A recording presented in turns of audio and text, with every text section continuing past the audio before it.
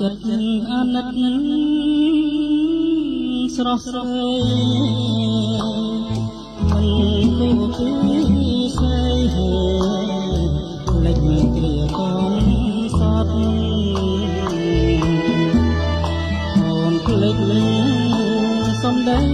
ដែលស្រីបានស្បត់ស្នេហ៍យើងមិនរលត់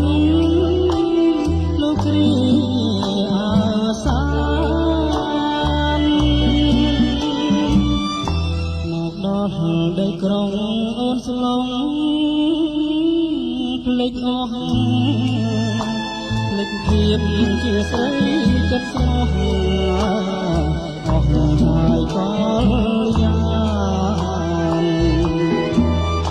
នេះរឿងចិត្តស្រីអប្រេសាមានជួយដោយសត្វទេរឆានផ្លាស់រកគួរផ្លែមកពីរូបខ្ញុំអត់មានទ្រព្យធនមានមានប្រាក់ជាទុន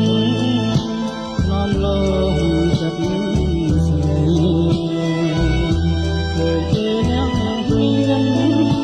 អូនគ្មានគិតអ្វីស្រវារំលាងឡានថ្មីស្រីគង់នឹងឃ្លាតអូនឃើញតែលុយមានប្រាំជាធំអត់ចិត្តស្រីមុំមកមិនខ្មាស់ញាតឲ្យបងពួតឈាមទឹកគ្មានអ្វីព្រៀបវាហើយវាស្រីមានស្លៀតស្រីចិត្តចង់ស្រហ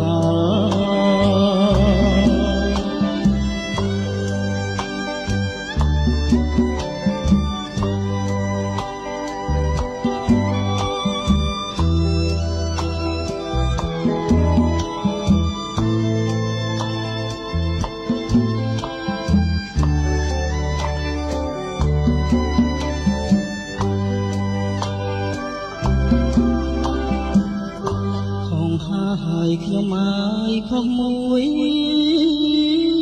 ជីវិតនឹងរូបខ្ញុំក៏ពិត